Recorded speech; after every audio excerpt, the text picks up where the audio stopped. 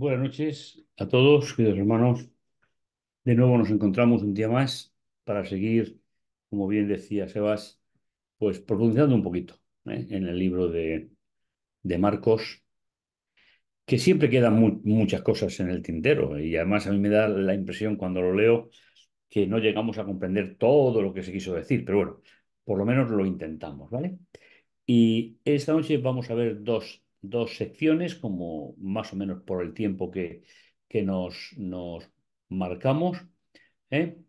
Y vamos a ver un poco algunas cosas que hemos visto y otras que van a introducirse en esta noche. Otra controversia con la tradición oral sobre el sábado. Ya vimos una. Dijimos, seguro que os acordáis, que no podemos mirar lo que sucede en la época de Jesús como si fuese un ataque contra la primera gran parte de la Biblia, ya que los judíos no leían nunca, y esto es algo que tenemos que tener claro, no leían nunca el Antiguo Testamento por sí solo, siempre lo leían a través de una tradición. Que por cierto, luego en la Edad Media se volvió a recoger el mismo método después de que Jesús y los discípulos hubiesen reconducido la vigencia y el valor de la gran parte primera de la Biblia y que seguimos inmersos en tradiciones puramente humanas y siempre filosóficas, porque no son reveladas. Ya tenemos el suficiente conocimiento para entender la controversia de la tradición oral y el sábado. Hay un detalle que muchos lectores de la Biblia, y yo no pongo en duda, de verdad, no pongo en duda ni la integridad, ni el querer hacerlo bien. Eso yo lo dejo para el Señor, no me corresponde a mí. Pero con la importancia que se le daba al sábado en la época de Jesús, donde habían, ya recordáis, no más de 1.300 leyes que se habían redactado para proteger el sábado. Es decir, el tema del mundo judío y la ley es todo una idea de protección. Es decir, redactar una serie de leyes que levantaban un muro de separación para que cuando el creyente eh, se le complicaba la vida o tenía algún problema, que siempre se quedara fuera del núcleo de la Torá. ¿Eh? Recordamos que todos los oficios utilizados para la construcción del templo en la época de Salomón estaban prohibidos en sábado en la época de Jesús. Ese es el tópico. Entonces, si es tan importante el sábado para el creyente del siglo I, ¿dónde está el texto que lo elimina? Ese es uno de los planteamientos que a mí me gusta pensar que me faltaría ese texto en el caso de que hubiese sido lo que la tradición medieval ha dicho. Entró de nuevo Jesús, Marcos 3:1, en la sinagoga, es decir, en el lugar de la reunión habitual de los sábados, donde casualmente había un hombre que tenía la mano paralizada. Este es otro enfermo, aunque la enfermedad de este no le excluía socialmente. ¿eh? Se consideraba como una enfermedad poco más o menos que intermedia. Eh, Acudió a la reunión semanal en el día de sábado en la sinagoga, ¿eh?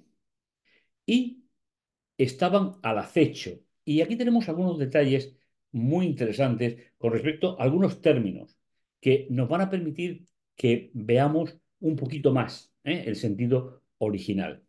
De nuevo, de nuevo, van a acusar a Jesús de transgredir el sábado.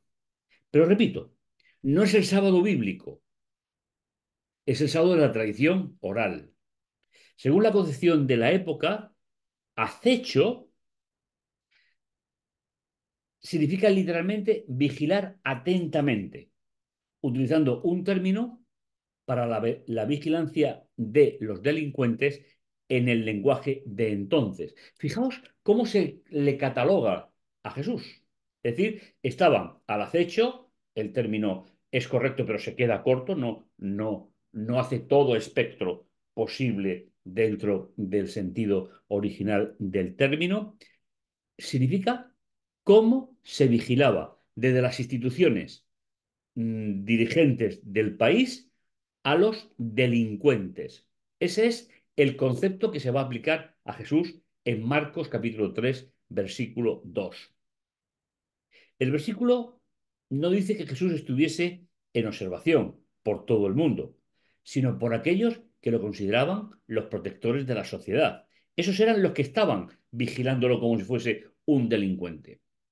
Si queremos ser generosos, cuando una idea se acepta como que viene de parte de Dios, se le aplican las mismas normas que si viniera realmente de parte de Dios. Es decir, que la fidelidad de los fariseos hacia la ley, eso no se puede poner en cuestión, porque eran capaces hasta dar la vida por ello. ¿Eh?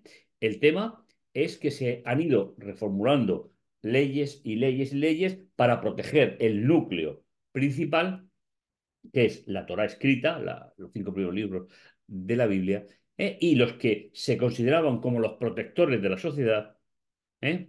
eran los que estaban pues en esa vigilancia ¿eh? Sobre Jesús. Pues según la teología rabínica, se podía ayudar exclusivamente a aquellos que estuvieran en peligro de muerte. Por tanto, la presencia del enfermo les permitía saber si Jesús observaría o no la norma. Veis que es todo un contexto, sobre todo con el término que se traduce por acecho o vigilancia, para ver exactamente cuánto de lo que se había hablado, de lo que se había dicho, de lo que se había acusado a Jesús, pues estaba o no en lo cierto. Dijo al hombre de la mano seca, levántate y ponte en medio. De nuevo, Jesús vuelve a integrar un enfermo en la sociedad o una enfermedad en la sociedad. Hace que el enfermo se sitúe de forma visible a todos los que estaban en la sinagoga. Es decir, la sinagoga era una nave, imaginaros cualquier iglesia más o menos de la que tenemos nosotros, y siempre hay lugares que estaban reservados incluso para los propios fariseos, ¿no? Pues Jesús quiere que este hombre se ponga a la vista de todos, porque Jesús sigue intentando reconstruir el valor teológico de la ley escrita. Entendiendo por ley, ya estamos acostumbrados a los 5 primeros libros de la Biblia. Jesús, en contra de las leyes de la época, tal y como nos pone el versículo 4, les preguntó, ¿es lícito en sábado hacer el bien en vez del mal? ¿Salvar una vida en vez de destruirla? ¿Veis que Jesús está aproximando al límite de la ley rabínica? Es decir, si estaba en peligro de muerte la vida, se le podía practicar, por decirlo de alguna manera, unos primeros auxilios. Pero Jesús va a hacer esta pregunta que veis la respuesta de ellos en el capítulo 3, versículo 4. Ellos callaban. Sabían perfectamente que su respuesta siempre traería un planteamiento de parte de Jesús. Jesús asocia, que no lo hacía la ley en su época, el sábado con la protección del ser humano y no con la indiferencia de aquellas diferentes sectas del judaísmo de la época. Hacer el bien, según el sonido original, es algo así como hacer lo que es correcto. ¿Por qué? Pues porque el término que Jesús utilizó, no el que está escrito, porque está escrito en otro idioma, es justamente el que se emplea en el relato de la creación, por ejemplo. Es decir, cuando Dios ve, dice, y ve que todo era bueno en gran manera, top, top, está diciendo que funciona correctamente. No es bueno en sentido griego, sino el que todo funciona según el diseño divino. Por eso, Jesús dice, ¿es lícito o es correcto o funciona bien hacer el bien o el mal? Salvar una vida en vez de destruirla, pero ellos callaron. Con lo cual Jesús está utilizando un lenguaje de funcionalidad. Para nosotros a veces es difícil hacer la diferencia en los textos entre el sentido de bueno, satisfactorio nuestro, heredado a través de los filósofos, de el sentido de algo que funciona según el diseño. Entonces Jesús dice, según el diseño de la ley escrita, ¿qué debo de hacer con el enfermo? ¿Debo hacerle el bien para que su vida funcione bien o hacer lo contrario? Pero los dirigentes no abrieron su boca, no prefirieron callar y que el acontecimiento siguiese marchando por sí solo. Entonces, mirándolo con ira. Esto es una traducción. Mirad, ira significa literalmente hinchársele las narices. Eh, y como siempre os digo, y algunos nos conocemos hace ya mucho tiempo, debemos llevar mucho cuidado de no exteriorizar sentimientos negativos humanizados en las actuaciones de Jesús.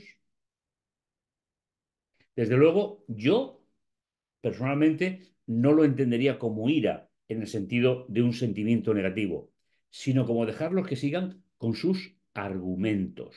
Esa sería un poco la idea. He conservado el texto según la versión que utilizo mayoritariamente para este seminario, pero la idea fundamental es, bueno, mira, seguir con vuestros planteamientos, que yo me voy a ocupar de las necesidades de este hombre, porque no habéis contestado a mi pregunta. ¿Sabéis? No era normal que un rabino no contestara, porque siempre estaban rodeados de sus discípulos, pero en este caso prefieren callar. En cuanto salieron los fariseos, se confabularon con los herodianos. Mirad, los herodianos y los fariseos se parecían en algo menos del blanco de los ojos, en algo menos. Y siempre que se juntan en los evangelios es para atacar a Jesús.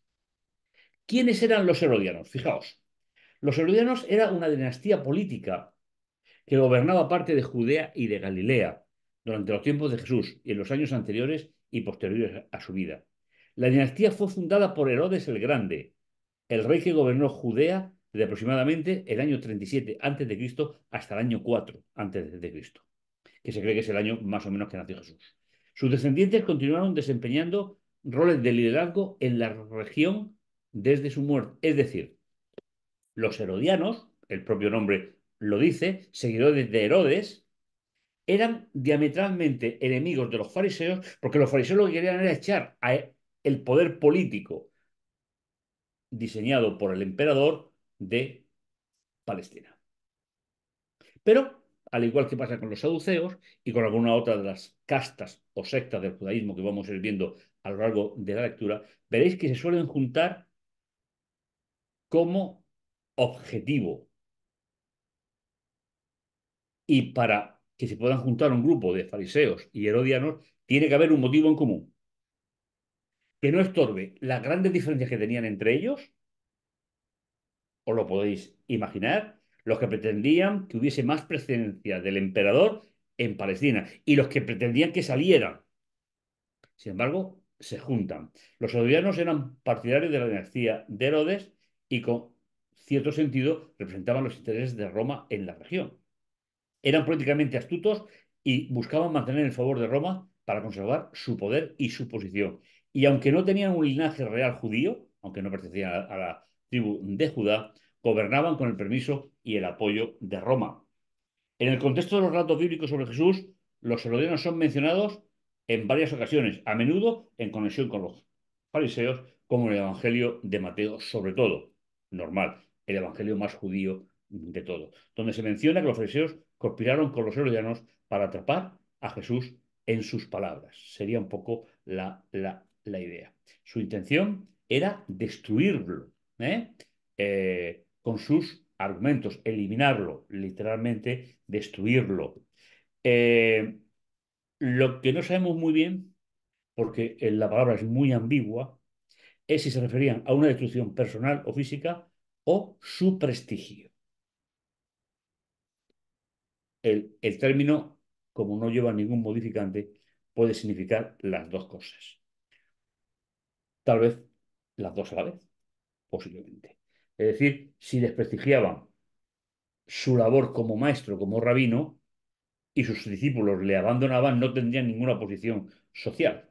Ya hemos dicho al principio de nuestro seminario que Jesús con los discípulos es un calco fiel de las escuelas de pensamiento de la época. Si Jesús no hubiese tenido discípulos, nadie lo habría considerado como maestro, nadie en la época, ¿vale? Entonces, no sabemos si lo que intentaban era destruir su persona, que finalmente lo conseguiría, o su prestigio como maestro, como rabino, como enseñante. Puede ser cualquiera de las dos cosas. La segunda parte es otra gran sección ya de Marcos, que es la culminación del ministerio en Galilea. Esa nueva sección de Marcos tiene diferentes partes, como todas, y tiene una introducción con dos secciones y tres grandes secciones, acusaciones contra Jesús, Jesús como pedagogo y sus enseñanzas, y Jesús, sus obras portentosas, es decir, lo que hemos dicho ya que en la Vulgata se tradujo como milagro. Pasa que eso tiene otras connotaciones. Y dentro de estas partes hay muchos encuentros de Jesús con los más variados estamentos de la sociedad. Dijimos también que Jesús predicó muy poco, sanó, pero sobre todo enseñó. Porque en la época, y acabo de mencionar algún pequeño detalle hace unos instantes, en la época tenías que ser un maestro autorizado para poder enseñar. ¿Mm? Y cuando Jesús tenía 12 años, recordáis que cuando estaba discutiendo con los letrados, los fariseos, se extrañaban de lo que sabía, pero se extrañaban porque no había ido a ninguna escuela, no pertenecía como discípulo de ningún maestro, que era la forma de aprender en la época. Entonces, recordar acusaciones contra Jesús, Jesús como pedagogo, gran parte de sus enseñanzas y las obras de poder de Jesús. Hoy vamos a ver la primera, que sería la multitud en el lago. Lo podéis encontrar en Mateo y en Lucas. Ya veis que Juan prácticamente no lleva para nada el mismo itinerario, simplemente por la intención del libro. Después de la curación en sábado por la mañana, tras haber ido a la sinagoga, el sábado no se nos dice que le diesen ningún rollo para leer, ningún comentario, simplemente, por lo menos lo que Marcos nos presenta es la curación. Jesús se dirige hacia la ribera del mar para pasar la tarde con sus discípulos. Lo propio, inclusive hoy, del mundo rabino. ¿Sabéis? Ellos dedican la tarde del sábado para la familia. A lo mejor tendríamos que aprender algo. Marcos 3:7 dice, Jesús se retiró con sus discípulos hacia el mar y le siguió una gran muchedumbre. También de Judea, de Jerusalén, de Idumea, ya completamente fuera la parte al otro lado del Jordán, en Tiro y Sidón, dos poblaciones puramente ya gentiles, paganas. Y fijaos que, vamos a verlo ahora, pero para que podáis verlo en el texto, se repite dos veces la palabra muchedumbre. Y además gran, ¿eh? Muchedumbre grande.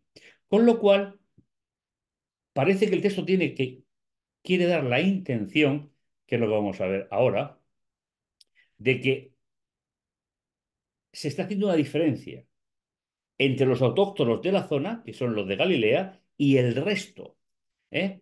Empezando por decir, si vais de Galilea, Judea, Jerusalén, en orden inverso. Si fuésemos de Jerusalén hacia el norte, pues sería de la otra manera.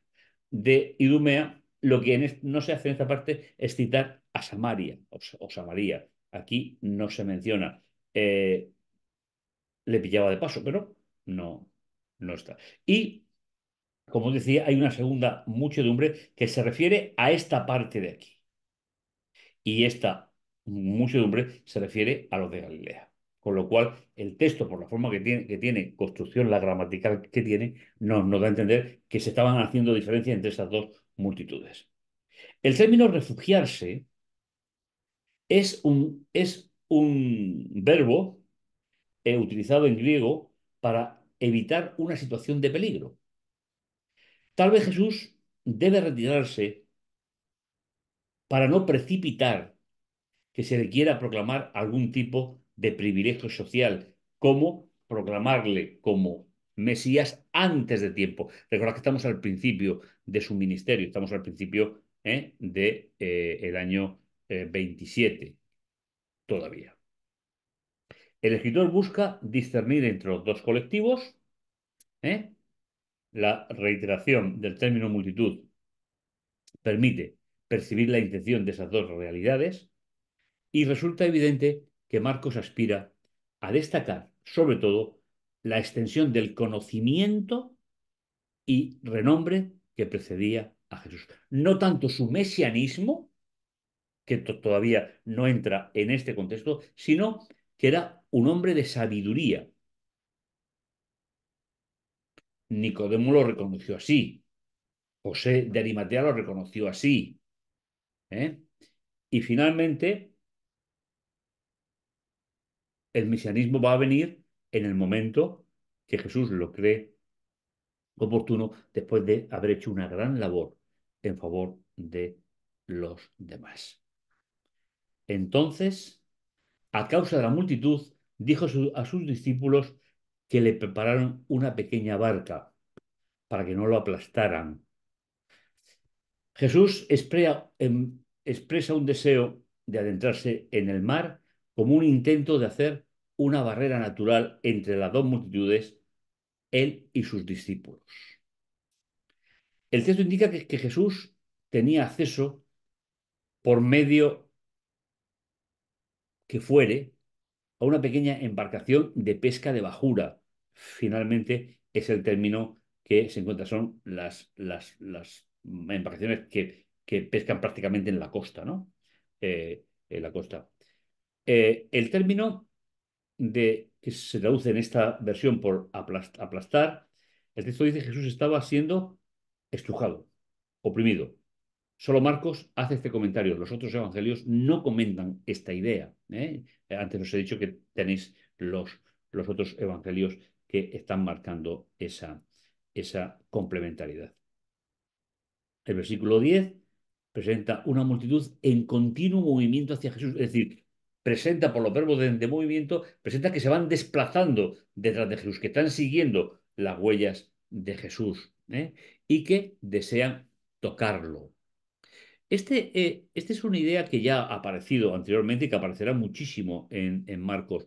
Los rabinos no se dejaban tocar, no porque una persona podía ser inmunda, podía haber tocado un cadáver, si es mujer pues tenían las limitaciones que ellos habían diseñado a partir de la protección de la Torá. Entonces, los rabinos no se dejaban tocar nunca, los escribas tampoco.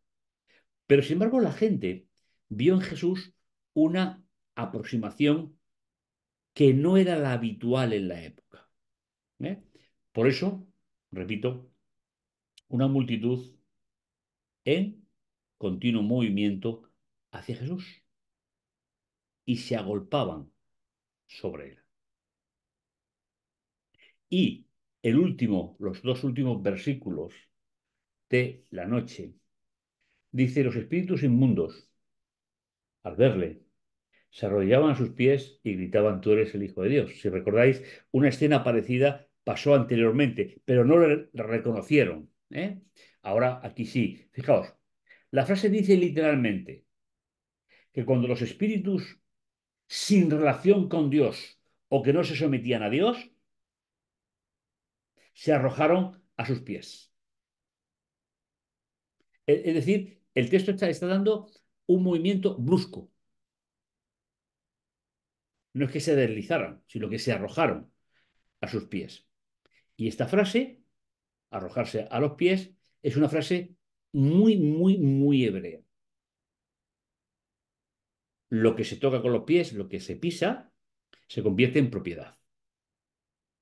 Y esta idea, que nosotros no la tenemos, que nosotros no la entendemos con nuestro pensamiento, está diciendo que este grupo de espíritus que no tienen relación con Dios o no se sometían a Dios, aceptaron la autoridad de Jesús.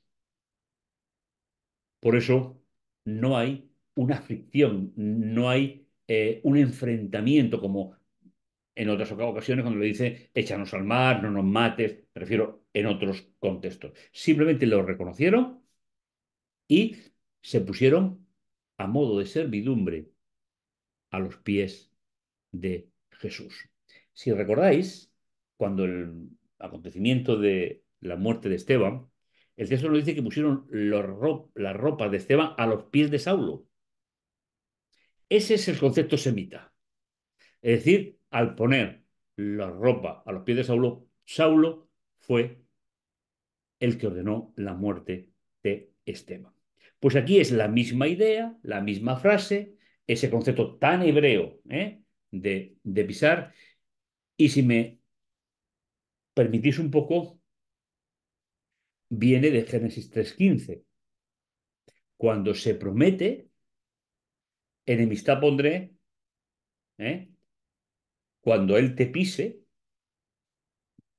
es decir, es una vieja idea de propiedad. ¿Recordáis el texto de Génesis 15, no? 3:15, enemistad pondré entre ti y la mujer, cuando él te pise el talón y tú le pises la cabeza. Es decir, son dos ideas de propiedad, solo que la primera no llega a tener una consecuencia definitiva. Pues bien, esa idea, cuando veáis en la Biblia el pisar, pensar siempre que es un regalo de este tipo de cultura, muy sentimental, muy relacional, no tanto en el tiempo, sino en la intensidad de las relaciones. Y finalmente, dando voces, reconocen su filiación, el Hijo de Dios, es decir, el representante de Dios en la tierra. Esta es ya lo hemos comentado, es una de las frases características que Jesús prefiere utilizar según el contexto en el que está. En este momento no está representando a la humanidad, sino que está representando a la deidad en la tierra. Y son los espíritus que no tenían relación con Dios y ahora empiezan a tenerla a través de Jesús, quien reconoce su filiación es hijo de Dios. Y el último versículo, Marcos 3:12, pero él les mandaba enérgicamente que no lo descubrieran. Jesús insiste en que no le den a conocer entre los que aún no han oído hablar de él, porque aún no es su tiempo.